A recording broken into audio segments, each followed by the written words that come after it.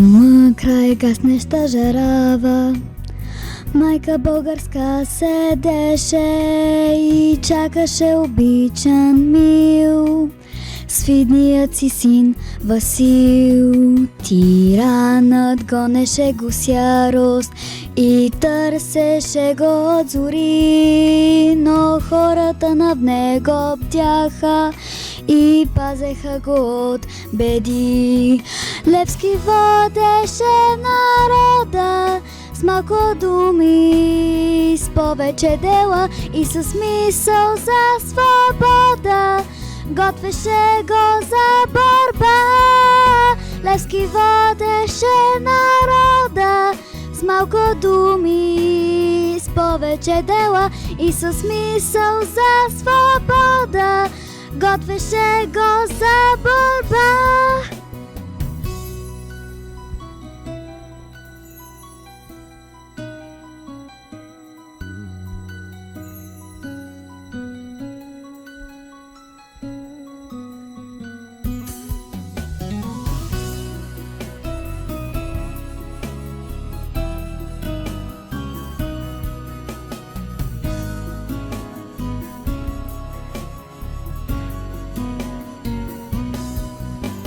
Поклон, апостоле народен, пред подвигът и чисти свят. Сега народа ни свободен, живее в мир и благодат.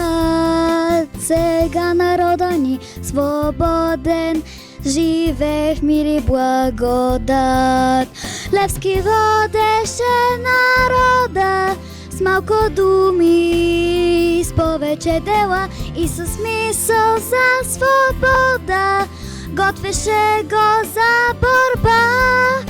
Левски водеше народа с малко думи, с повече дела и с мисъл за свобода.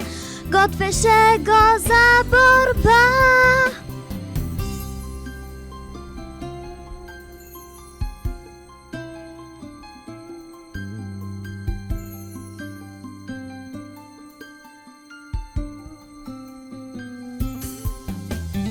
Поклон, апостоле народен, пред подвигът и чист и свят.